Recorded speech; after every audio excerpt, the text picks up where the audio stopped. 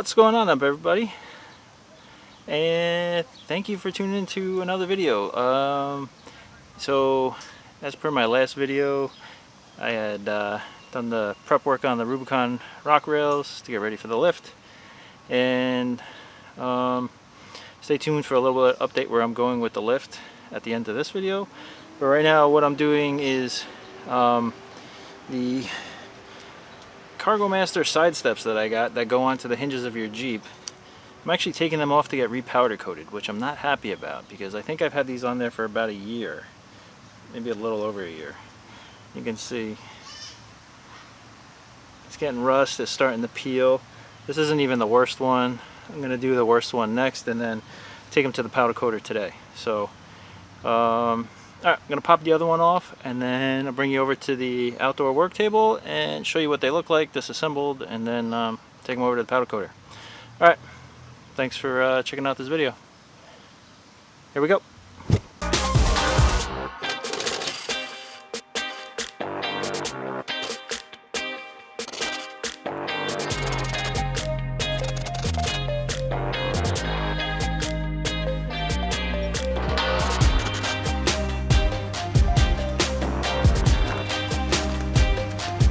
So even my impact hammer is not working on this last set. It's the bottom two bolts.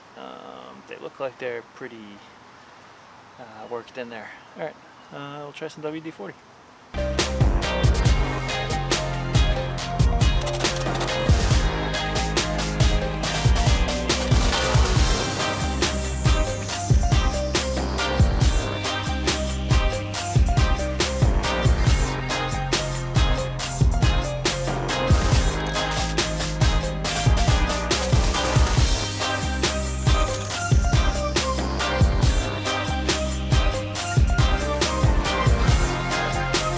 Alright, so there's a thunderstorm about to hit in like 10-20 minutes. I've soaked these things with PB Blaster and WD-40, so I'm going to let it sit for a little bit and hopefully I can get them off after it thunderstorms. So we'll come back later. Alright.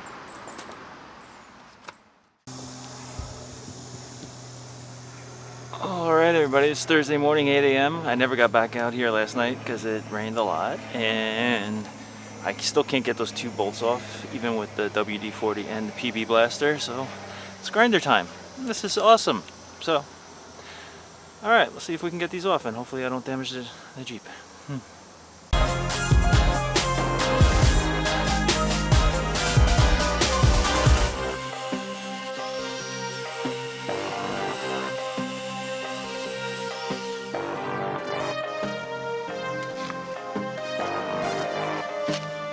Alright, got that off. Hopefully that'll unscrew, otherwise this is shot. And taking it to powder coat doesn't really mean anything because it's crap. Because if I can't get that out, I can't put a new one in. Alright.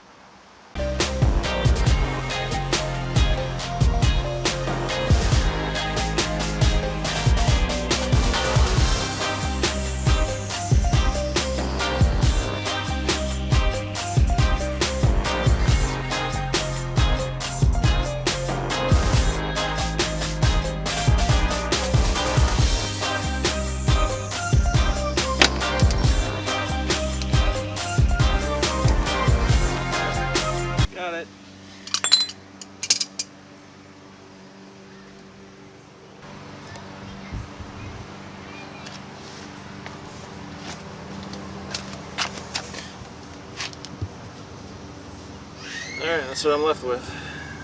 So now I gotta try and get those bolts out. So I'm gonna try that.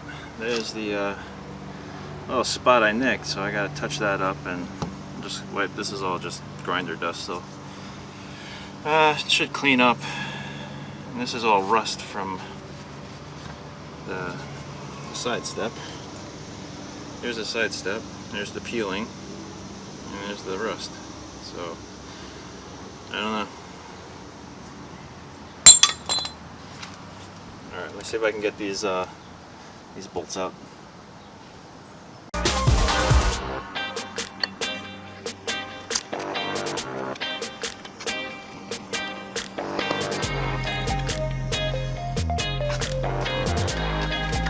light bulb moment, just flap the hinge over. So now I can get more access to the bolt. So I'm gonna soak it a couple more minutes and then see if I can get it out. I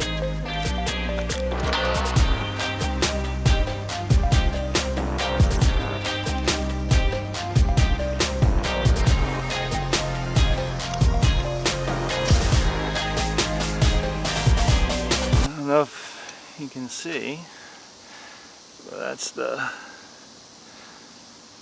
rust on the bolt that was inside. Look at that.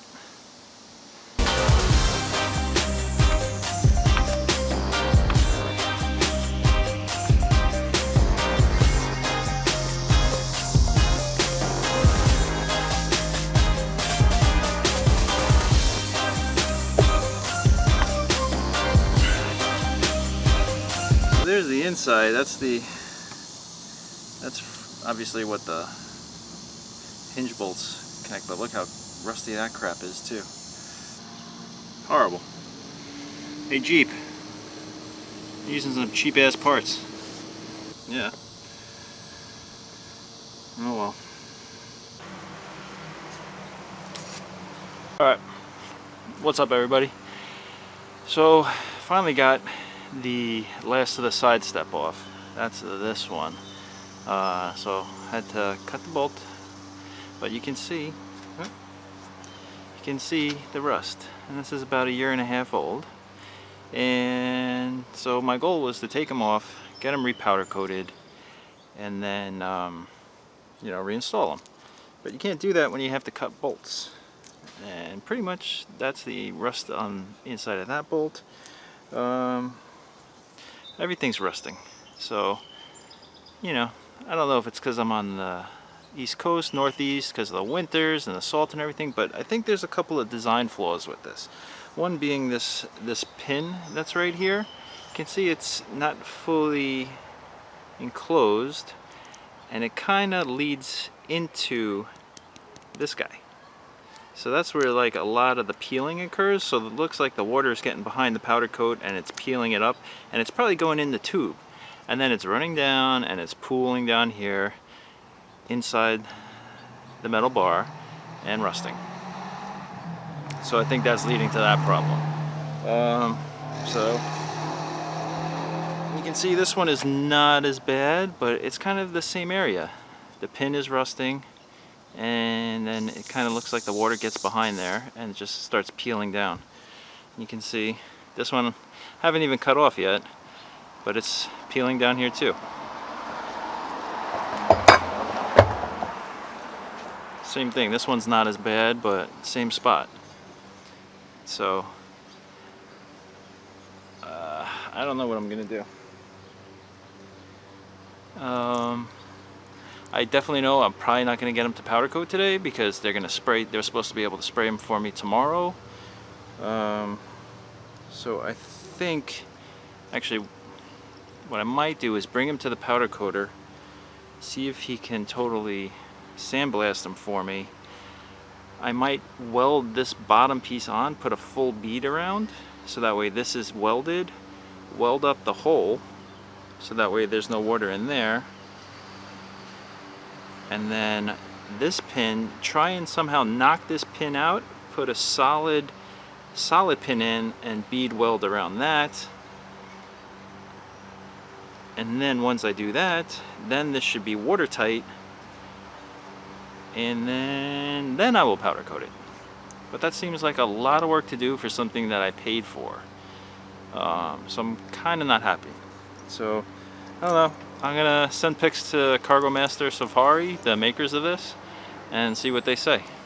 They send me in new sets, maybe, but then we're probably gonna end up having the same problem if this is the design.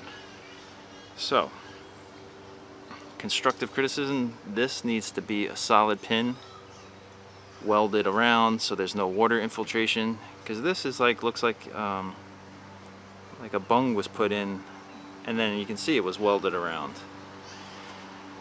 I know probably reason why this is a separate piece is because you put on the top piece first, then you remove the bottom bolts, you put on this, and then you connect it. But with the door closed, I was able to take all the hinges off and as long as you line it up, it's not a problem.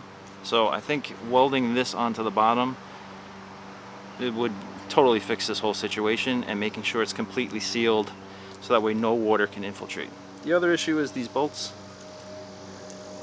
not so good.